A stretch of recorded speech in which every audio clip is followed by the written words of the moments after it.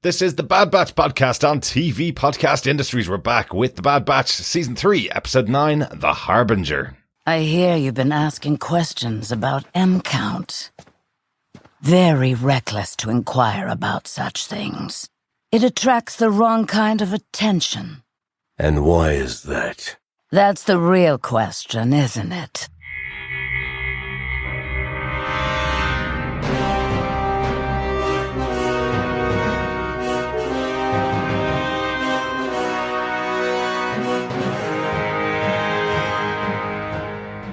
Welcome back, fellow Batchers, to the Bad Batch podcast on TV Podcast Industries. We're on to Season 3, Episode 9, The Harbinger. I'm one of your hosts, Derek. Of Doom. The Harbinger of Doom. Oh, very good, John. Very good. And hello there, fellow Batchers. I am one of your other hosts, John. Welcome back, John. Yeah, I feel like a baker saying fellow Batchers. It's like good. Batches of loaves. Well, I guess since we're coming up to Easter, that is a time for baking, isn't it? Lots of batches of baking. Yes. I'm intending to bake this weekend anyway. Are you not? No, We live I in was the same intending house, on John. eating a lot of chocolate. Okay. Well, that too. Yeah. But there'll be Easter cakes and we have hot cross buns coming, I'm sure. I'm not baking We're hot cross not baking them. No. Anyway, enough of the culinary delights, fellow Batchers. And it means bad batches, of course. It does, of course. And you're very welcome back with us for a Definitely. special episode with a very special appearance of Oh, I a know. very awesome character. Really cool. I want my hair like that. It is pretty cool. If I could actually grow it like that. I don't think you can. No. I think you might have gone past that stage in your life, John. Stop. Sorry. Well, maybe. I don't think so. Not the back, anyway. I don't think you could do it. I don't think you could do it. But it is a very cool look. We'll talk all about it when we get into our spoiler-filled discussion of this episode. But do make sure that you've subscribed to the podcast. You can subscribe over on our website, TV Podcast Industries, where we have our Star Wars podcast, which has all of the Bad Batch episodes and our Ahsoka coverage over there. Or you can subscribe to the main feed, TV Podcast Industries, where you'll get access to all the shows we're covering. Right now, we're covering Invincible Season 2. Almost at the end of that. We're on the penultimate episode of that season as well.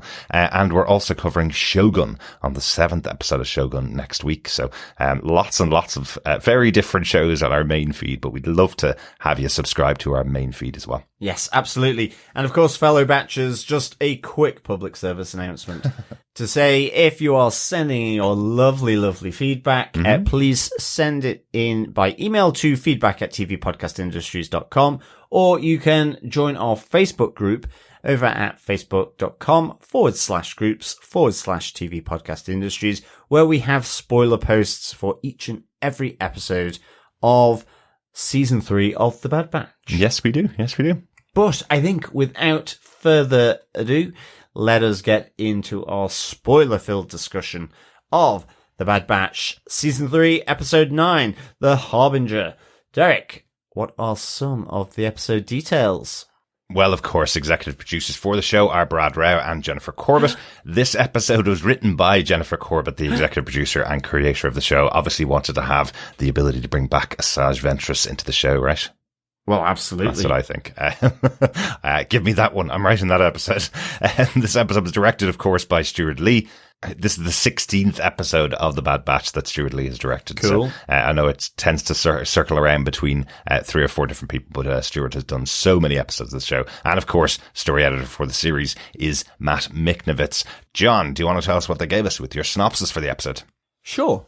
While waiting on Pabu, the Bad Batch encounters Fennec Shand's contact, Asajj Ventress, who informs them that the N count signifies a person's innate connection to the Force. Omega has Ventress test her using the Jedi ways, but once they discover Ventress's identity, the Bad Batch's distrust of her turns to hostility.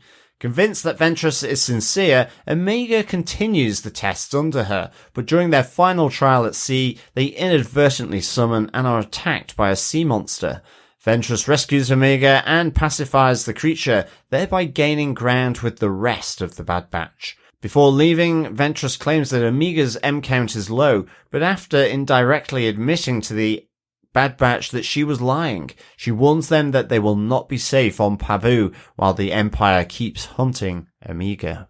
It's a very necessary role that Asajj Ventress plays here, kind of connecting the dots for the batch, isn't it? Yeah, I think so. Yeah. And also just a good connection back to last week's episode. I'm really pleased that Fennec Shand came through at least with that. Yeah. Who knows what else she's doing, and that's part of the issue with bounty hunters is, okay, they might follow through with what they've agreed because in general, the handshake is their bond and usually it's around payment. So they do want and they recognize the sincerity or the formal side of that handshake. Yeah. However, that doesn't mean to say they can't double cross you and be doing loads of things to possibly get more money and more wealth. So it'll be interesting to see whether Fennec Shand has just left it at that. But it's really good to have this character of Asajj Ventress back because she just has that knowledge. I mean, there were some great dialogue scenes from her in this, which I think were just really so frank and necessary for her to tell Hunter, Crosshair, and Wrecker. Because I thought it was really interesting. They were kind of saying to Omega that she was being naive for trusting Asajj Ventress, yet in a sense, they are naive about the scale, intensity, tenacity of the emerging empire and what resources it will spend in order to get what it wants. Absolutely. It's really, really interesting. Yeah, so I love this. Yeah, a couple of very stark warnings from Asajj. Even just right up front when she arrives, one of the first things she says is she has her ways to find them. And you're kind of going, well, if she has those ways, other people have those ways, right? So that sets a whole nervousness on the top of everything about their position on Pabu. Absolutely. And I think just Asajj Ventress just being there. So, I mean, it was really interesting, that opening look of Pabu for this episode. Oh, it's fab. Muted colours, looking grey. It really does feel as though the egg timer has been turned on this idyllic island in the middle of the sea, which has always been such vibrant colours.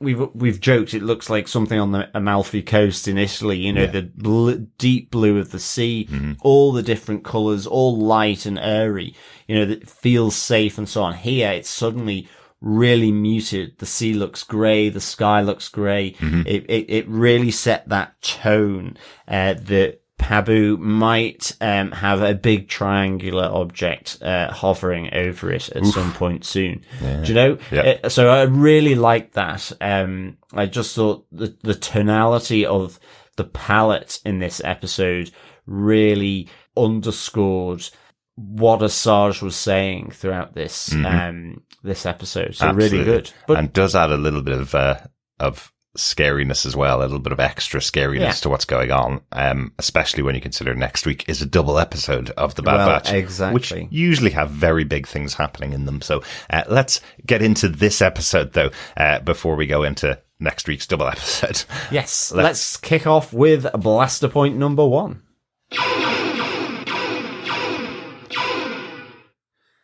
It is the meeting of Asajj Ventress, and of course, examination test number 1. Yes. Let's go and kind of take it from the beginning and just how it all sets up. So Batcher is effectively out playing with Omega. The two of them are walking the beach, and he gets a scent and gets a little bit nervous and goes to investigate a cavern that they've been in many times, as Omega says.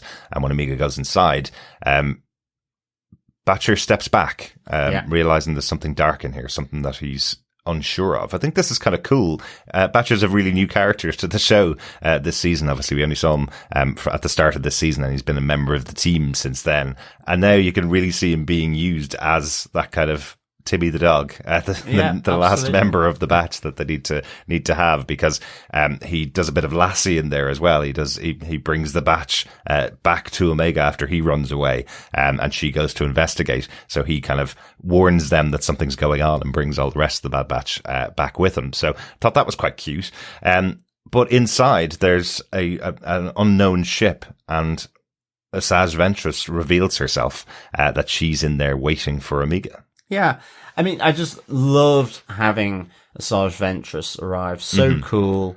Despite the change in appearance, still very cool. I love the authority that she brings. I mean, she just looked cool as anything. Mm-hmm. And so did a ship. I loved the ship. Certainly when ship. it took off at the end and you saw it in its full glory, Mm-hmm. kind of like that sort of unbalanced look to it, you know, the kind of skew on the ship, not being symmetrical. So I really loved all of this because I think that represents Asajj Ventress really. But I mean, straight off the back, you know, she's not holding any punches. You know, she says it's reckless to inquire about M count. It draws the wrong type of attention. You know, we heard last week that the Empire has put out a full-page double spread in the local rag, in the Bounty Hunter, in the quarterly, exactly to say, you know, they're looking for people with a high M count. So this kind of,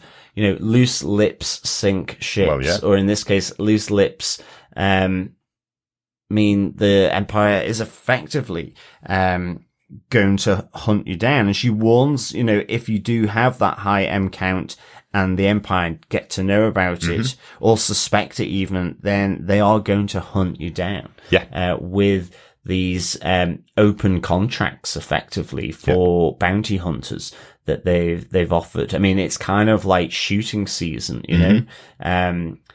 So all these people with high M counts, so it's kind of like ducks in an estuary, and all these double barrels are being sort of pointed at them. So I love this. It, you know, it set that tense, as you say, kind of tone to the whole of this episode, and effectively immediately felt like it pulled that safety net from beneath this world that they have, you know, been lucky enough to call home. So I thought it was really good, this meeting of Asajj. And I also think it's great that it is Asajj Ventress. Like, you know, we've mentioned before, we're big fans of the Clone Wars animated series, that this is the next 3 seasons after Asajj Ventress was the villain for most of that show, until she got betrayed by Count Dooku and then went off and became a bounty hunter.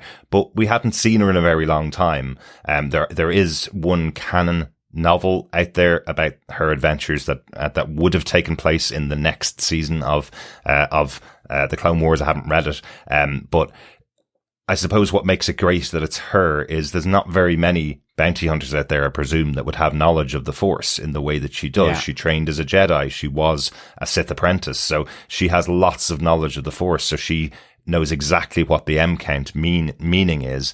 And tells the Bad Batch about it. She tells them, and I think, if I'm right, we hear possibly the first mention of midichlorians, the full word, since Phantom Menace. Yeah, exactly. I just can't remember. Did they mention it at all in the Clone Wars series? I just don't remember. They may have. It just seems like it came out of they've been trying to hide it almost with this term M count, and she comes out and directly says, everybody has a midichlorian count. Everybody. It's there, present in everybody, but people with high M counts are potentially able to wield the Force. Yeah, they're more capable of wielding the Force, she says. And, you know, immediately Omega is saying, oh, like the Jedi. And I love the reaction of the Bad Batch to that. You know, I thought it was really, really good.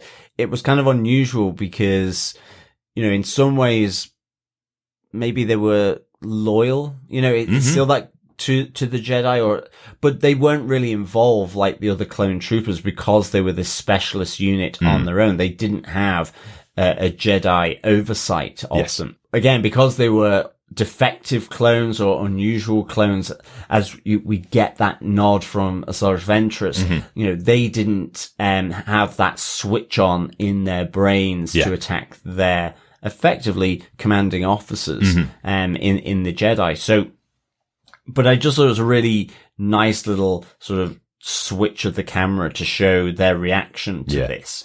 And it's really interesting because we've talked about it. Chris unfortunately couldn't be here for this episode, but I know this was one of the big things that he always thought about Omega, that she would be, she would have a high M count. She would be a Force wielding clone. I like the grey area that Asajj Ventress plays in around whether or not Omega is Jedi or is Force sensitive or has got a high M count.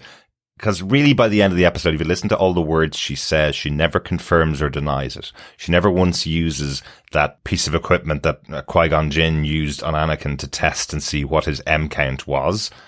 She never did that. She did a couple of Jedi training pieces with her, which we'll talk about throughout the episode here, but she never once tests her, and by the end she's lied to the batch about whether she has a high M count or not. Yeah.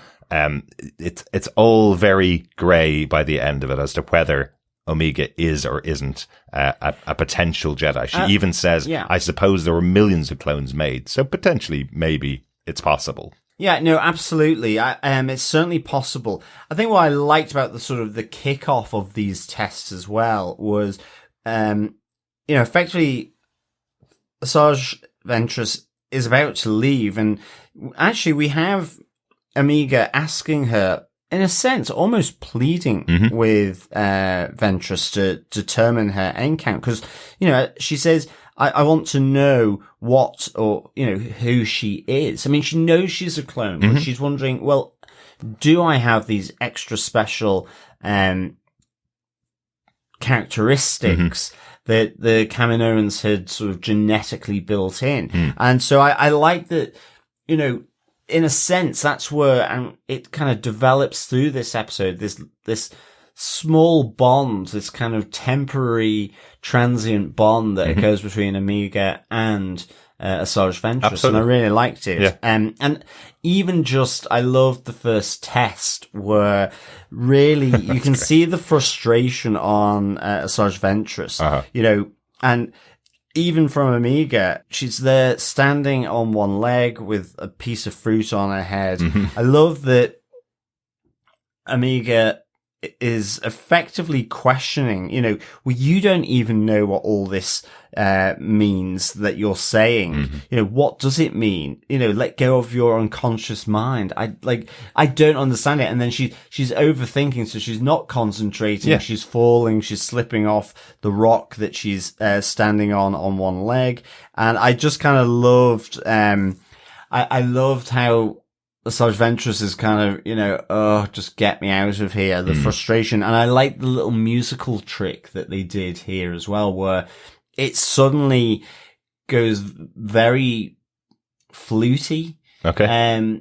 As though we're about to see her sort of balanced and the fruit raise up off her head because she's got the Force. You think she's about to go Jedi, like supernova Jedi. Yeah. But then she falls. She falls over. Because she just can't concentrate. There's too many questions swirling in her head. And again, that's the reason. So it's not that she doesn't have possibly these abilities, but at each of these steps, even, and I guess we'll come to it with test 2, but so, I really liked all this interaction between Asajj Ventress and Omega. Absolutely. I was definitely having flashbacks to Yoda and Luke Skywalker in The Empire Strikes Back, because he's constantly questioning why he should be doing these tests with Yoda until he learns who he really is. But I must say, and I will give a little bit of a ding to the show here for myself, there was also a mix there of Luke Skywalker from Star Wars, from A New Hope, that whiny attitude. Oh, definitely. And Omega seems to be embodying both of those versions of Luke Skywalker in this episode. She's just whining, moaning, asking questions constantly, being told, look, just stop talking, open your mind, clear your mind of thoughts, and focus. This whole test itself is all about balance and focus. Yeah. And she fails it. Yeah. Because she just cannot close her brain off from thinking about all the things that are going on. And I also love, though, I know you say that we see Asajj groaning and moaning about having to be there for the test, but I love how she handles it, knows that Omega's going to fall over multiple times and keeps grabbing the fruit before it falls and gets lost. Absolutely. I think it's a really nice touch. She's like, I know I'm probably going to have to be here 100 times while this kid falls over and over again until she gets it. I think Asajj has kind of accepted that, but she is moaning. So a great line after the episode came out, where they were referencing that line of Asajj saying, well, a person with a high M count can tap into the Force and can be able to wield it. And Omega's face lighting up like every kid when they heard about the Force for the first time and going, oh, maybe I could be a Jedi. And then Asajj's response is just like every parent who had to deal with a child who saw Star Wars for the first time going, oh, no. Yeah. Well, that's it. It is that tough love from Asajj Ventress. And I like the fact that she is saying here, it's different from being trained as a soldier. Mm-hmm. You know, this is completely different. Because Omega has been brought up with soldiers, and she has gotten loads of skills. Absolutely. From the Bad Batch. But as I say, that's why it's my only ding for the show, because at this stage, Omega has had to go through so many different tests and so many different learning experiences. And here I just felt she was just a little bit too whiny when it's for an outcome that she wants. She wants to know whether she could be potentially a Jedi, and she seems to be moaning all the way through. And I was going, look, just stop it, kid. But it was still funny. There were still some funny moments in it, especially beforehand when she's trying to pretend like the person that needs the information about the M count isn't her, and falters very quickly. She loses that. Yeah. A friend of mine wants to know. She loses that within about 2 seconds. I could be a Jedi. But that's kind of it at the opening when we meet Asajj and we talk about the first test. Let's go on to our test number 2 and our blaster point number 2. Yes, blaster point number 2, the White Blossom. Mm-hmm. I love the fact that actually this may not be a proper Jedi test, because it seemed as though Asajj just wanted to get Omega out of the room, so 100%. to speak. Yep. And so she basically cobbles together something that will take a long time. So she has a moment with herself and with Crosshair, Wrecker, and Hunter, because just before this, Crosshair has confirmed that this is Asajj Ventress from Tech's files. So I like the fact that this, in a sense, was a bit of a red herring test for Omega to sort of run up to the top of the island of Pabu, to the Maya tree, and retrieve a white blossom before sunset. Yeah. But it is the one that, if this isn't a true Jedi test, it is the one that Omega succeeds on. Yeah. The first test, she fails. Exactly. And also fails on the third test. So I like that setup in a sense, or that kind of notion that runs through these tests, that this may have been a false one. Yes. This premise, as still of whether, is she, isn't she, a potential Jedi wielder? Yeah. So I don't really know what it could be proving, in her M count, that she's able to run quite fast and get Batcher to give her a hand getting up the side of a cliff. Yeah. I don't think she really uses anything other than willingness, I guess. Yeah, exactly. And of course, with this confirmation by Crosshair of her identity, it's, Hunter really just wants Ventress to leave now whilst Omega is away from the cave. Yeah, and there's that suspicion, with Hunter saying, what do you really want with Omega? Yeah, and I love the standoff with the Bad Batch. They've dealt with a lot over their time, and Ventress kind of going, well, maybe I'll just stay here a bit longer, when they're telling her to leave, and Wrecker going to her, no, we'll make you leave, and then Crosshair coming in to back up his brothers going, we've dealt with far worse than you.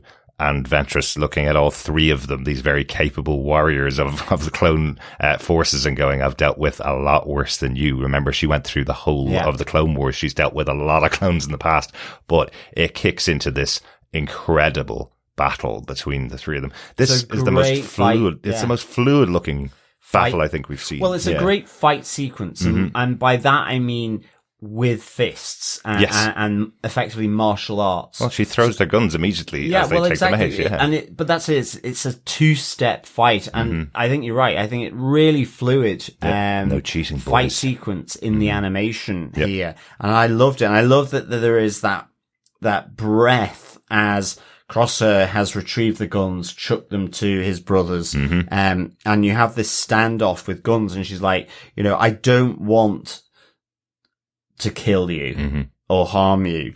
And she says, stand down. And I love that Hunter effectively comes back with the line, we're not good at following orders.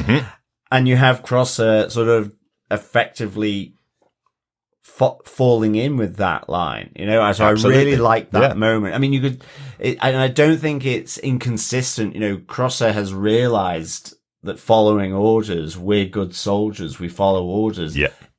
was the wrong thing for him, as well as his brothers in the rest of the Bad Batch. They were, Hunter, ultimately that first line in episode 1, that kind of repeated line all the way through, is so good having it here. And then you go into this shootout between them, as Amiga arrives as well. And importantly, the drawing of Asajj's yellow lightsaber. Oh yes. Oh, I love her lightsabers. Always loved them. Just the curved hilt on them is just so cool. And now she's changed her color. She's changed from her signature red sabers now to her yellow sabers. So really like that. That's just so cool. Really good to see it. And she's just easily able to handle all 3 of the Bad Batch. Again, all really well trained, all the highest capabilities that we've seen, and Ventress is able to stop them all. And Amiga arrived just as Ventress has pinned them all down. She has control of the situation is completely. Held up in by the Force. Yes. Absolutely. I just love this, and actually, it was one of the lines in this that I just thought, for me, it was the best line from Asajj Ventress, where she says, we were all pawns in the same war, and we both lost. I may have been many things, but I'm not your enemy. Your enemy. The Empire is, and it's more dangerous than you can fathom.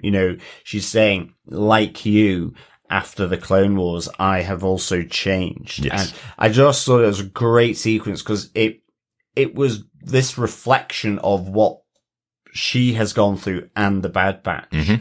And I just thought it was a really great piece of writing. Oh, absolutely. Yeah. Really, really worked. And again, to follow it up with Omega coming back in and seeing what's happening, realizes that they were fighting against each other because the Batch were trying to protect her, and they distrusted Asajj Ventress, and her bringing it all the way back and going, but Crosshair, you wouldn't be here if it wasn't for me. People change just like you did. Exactly. And I had faith in you that you could change. I also have faith in Ventress. That's it. I love that Amiga brings the peace here, pleads to give her another chance, which the Bad Batch listened to her ultimately. Yeah, absolutely. And their faith is at least seemingly rewarded in this episode, which I thought was really, really good. Absolutely. Let's get on to our final test in our blaster point number 3. The way I said that, I felt like we were doing a test. I don't mean that. Final test of Amiga. Yeah. We're off to sea, and to see the sea creatures. Yeah, I've always liked that affinity of the Force with nature. There's something kind of, happy clappy about it, which I kind of quite like. Well, right back to Obi-Wan's first line of the Force penetrates everything and binds us all. Yeah, exactly. So I really like this third test, to sort of try and reach out with the Force in order to encourage the sea creatures to the boat. And in particular, I just love the little moment where you have Crosshair through his sniper rifle, Hunter and Wrecker through the binoculars, the Star Wars binoculars, and you have Ventress looking up, and Wrecker sort of just getting startled. Yeah, exactly. How did she know we were watching? Yeah, loved it. Absolutely loved it. And of course, there's also the big connection with Ezra Bridger, one of our favorite Jedi from Rebels, who is a great affinity with creatures. That's his big Jedi power almost. As we said before, if it was a video game, he would be scaled up to max on communicating with creatures. So the possibility that Amiga could be another Jedi like him is interesting when Asajj is bringing her out to the ocean to deal with the fish. But once again, as you mentioned earlier on, she fails this test. She stands up in exactly the position that Asajj tells her to, tries to clear her mind, tries to communicate with the fish that are in the ocean, and can't do it. And that's when she confronts Asajj, saying, well, how can I take anything you say seriously? You're not doing it yourself. She doesn't believe in the abilities of Asajj, and Asajj goes out and is able to get a whole school of fish to circle the boat. It's a beautiful shot. I really like it. Again, the animation in the episode is fantastic, top quality for the series overall. But this moment where it's seeing these beautiful fish, it feels like something that you'd see in the Great Barrier Reef. It's beautiful. It's really good. And I mean, I like just before that as well, when Omega is trying to reach out with the Force, and she has this, wobble, sort of challenges Ventress, but Ventress also, believes Omega is holding back. Again, this topsy-turviness of is she, isn't she, which is kind of being sort of dangled there for all the viewers. Again, possibly another reason why there's a double episode next week. So I kind of really enjoyed this. I think this is a good definition of stringing it out. Yes. And keeping it fuzzy, for the audience. And I really enjoyed, I'd say, this interaction. But Ventress, of course, I was wondering, inadvertently has called a much larger sea creature to rise up from the depths. I was wondering, is this because of the kind of Sith type element from her still pervading? Maybe. But ultimately, again, another reason why the Bad Batch listen to Omega is that they come in to rescue the two that have been thrown from the ship.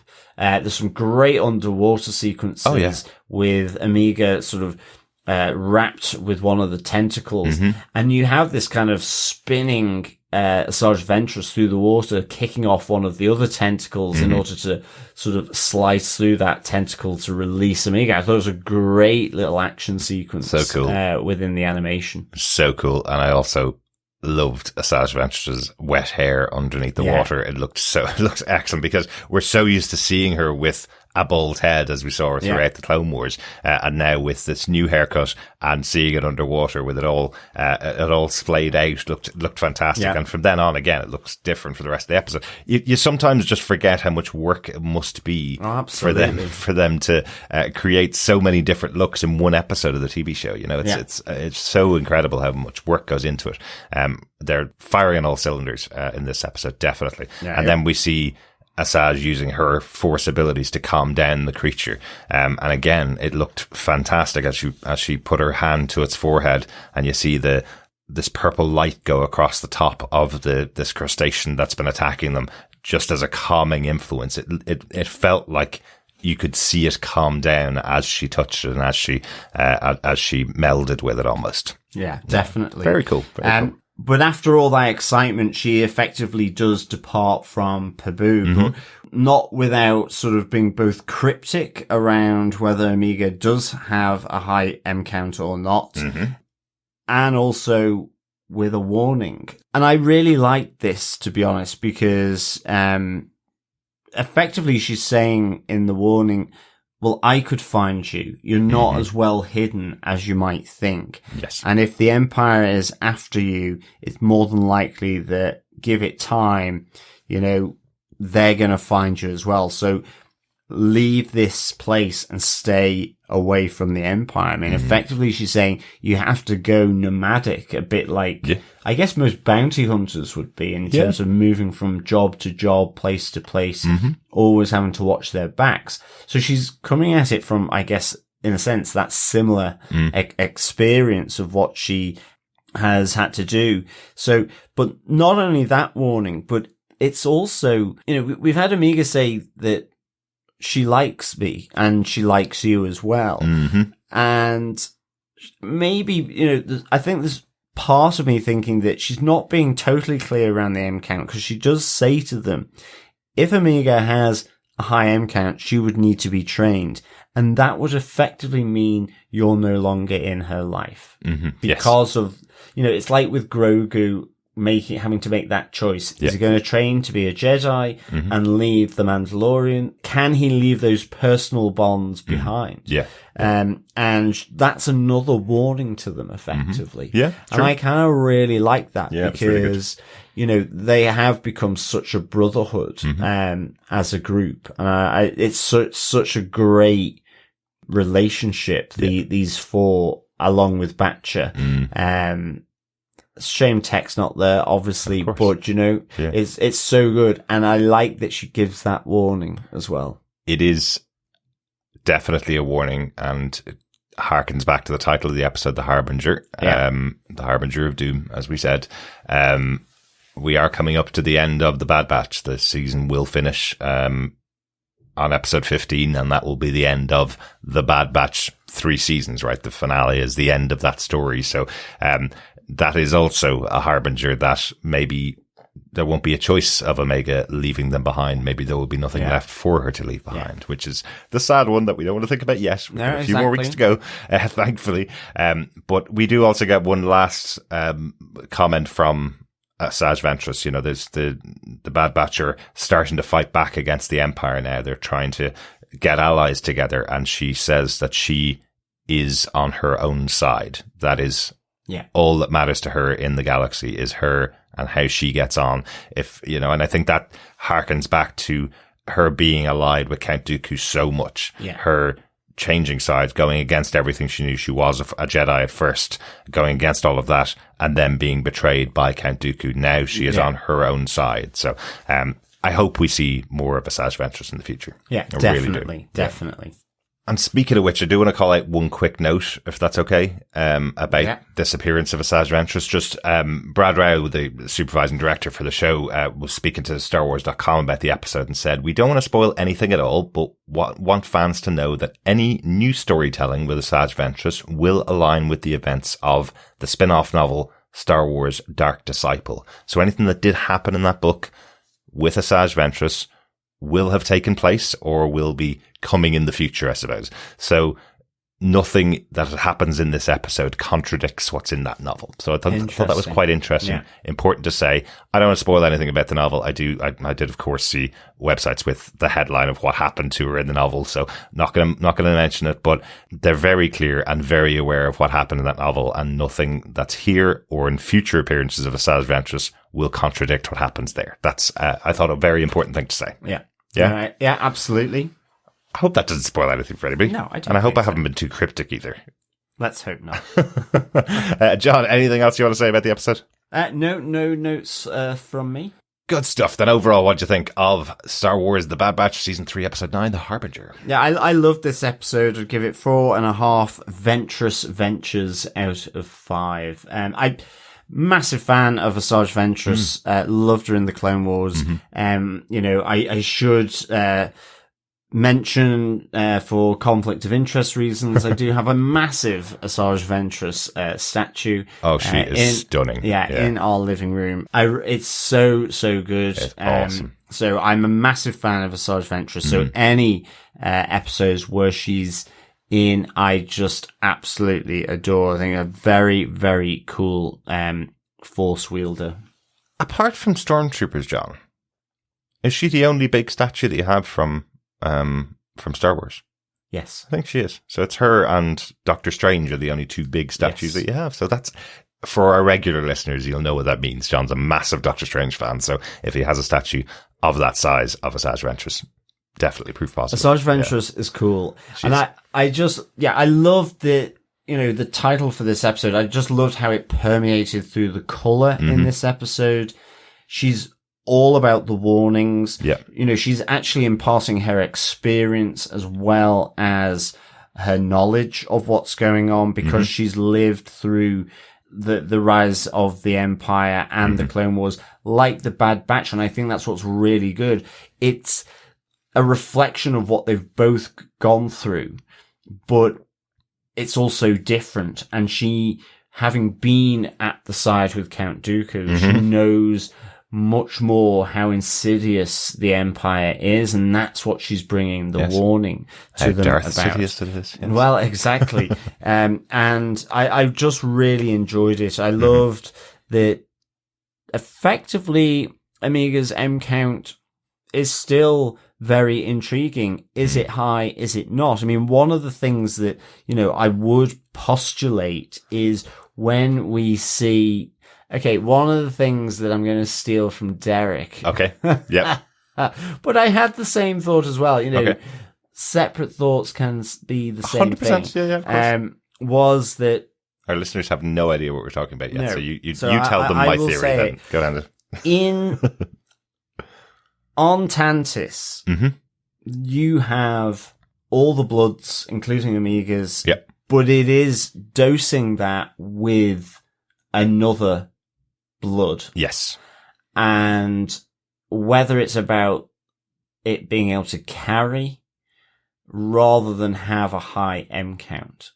You know, Yes. so to carry, so my current hypothesis is that the blood that's being dripped into each of those samples is actually the blood with the high M count. And it's whether that blood can be carried and taken on by the host blood. Yes, because the test that's happening is happening after the blood is being added. The hypothesis is that that's the Emperor's blood that's being added to them, and they're testing to see if it still has the same M count as the Emperor's blood after it's been added to some of this clone blood, and that may have been what's happening with Omega's blood. So while she doesn't have a high M count, or may not have a high M count here, maybe her blood could allow the Emperor's blood to survive, and maybe she could be a perfect clone for the Emperor in the future, because we know he gets cloned, right? So I'm going to be a bit Scully here from X-Files in that, you know, I want to believe Chris's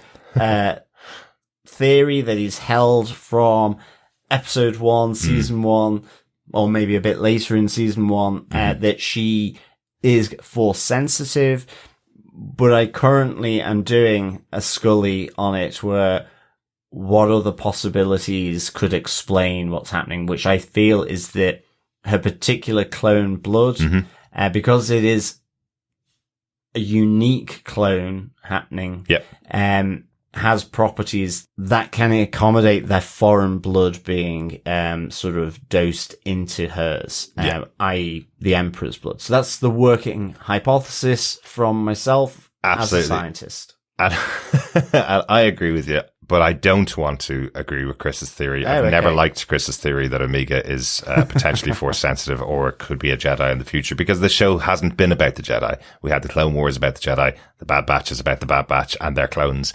I love the idea that they could be just clones to the end, and that the big twist is that Omega could form part of a clone that could eventually lead to Rey, could eventually lead to the Emperor. So that's quite interesting. Yeah, absolutely. Good stuff, John.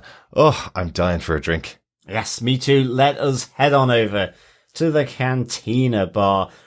Well, there's also a Cantina Bar quiz. Yes, there is. Yes, excellent stuff.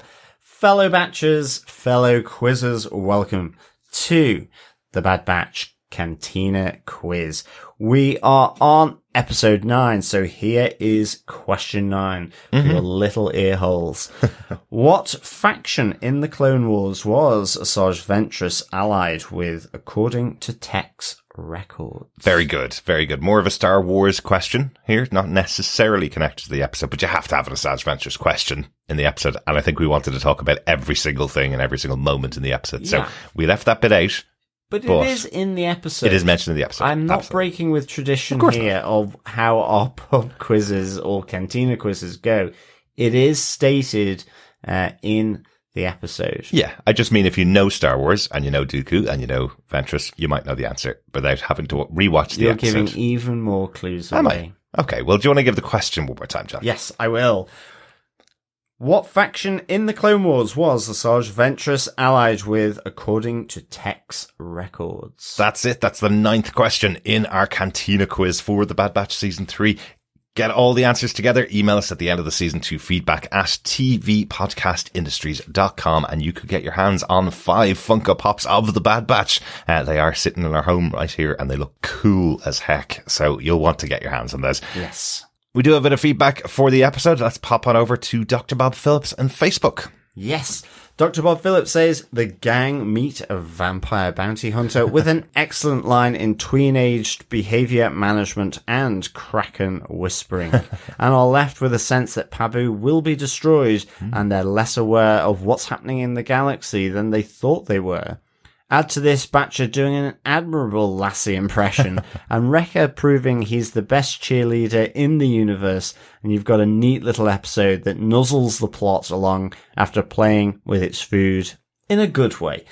Absolutely, Dr. Bob, that it's one of the best descriptions of stringing it along for sure. Yeah. And this is all important information delivered in a fine package with Asajj Ventress in the episode. We all wanted to see her, but she needed to get across some information for the team here, and it came across really well. Yeah. And like you, I absolutely loved Wrecker's very encouraging shouts to Amiga, especially in the first test. You know, we know you can do it. Come on, Amiga, you can do it. Really good. Absolutely, really, really good.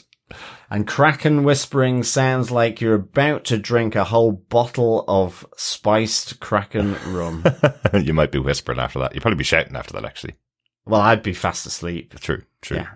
Thanks so much, Dr. Bob, for your thoughts. Yeah, thanks so much, Dr. Bob. We do want to hear loads more feedback in from you for this season of The Bad Batch with a big double header next week. We love to hear what you think about the show so far, and especially those episodes next week. Email us to feedback@tvpodcastindustries.com with your thoughts, or pop it over to our Facebook group at facebook.com/groups/tvpodcastindustries. Check out the spoiler post on there and leave your thoughts in there, and we'll chat about them on the next podcast. So there are 2 episodes next week. We'll be back with both of them after they come out. Episode 10 is called Identity Crisis, and episode 11 is called Point of No Return. Ooh, interesting. And of course, fellow Batchers, please remember to subscribe, review, or share the podcast. Because, of course, sharing the podcast is sharing the love. Indeed, it is. We are as well over on patreon.com/TV Podcast Industries or buymeacoffee.com/TVPI. Yeah, and don't forget, we're also covering 2 other shows at the moment. Invincible, which gets its finale next week, and Shogun, which has 3 more episodes to go in an excellent, epic series. Go check those out as well on our main feed on TV Podcast Industries. Otherwise, happy Easter for those of you who celebrate. Happy couple of extra days off for those of you that don't. 4-day weekend. I love it. Can't wait. Have a great weekend. We'll talk to you next week. Yeah, thank you so much, fellow Batchers, for joining us. As always, I cannot wait to be chatting about the doubleheader next week. Mm-hmm. In the meantime, though, of course, keep watching, keep listening, and of course, keep being bad. Bye. Bye.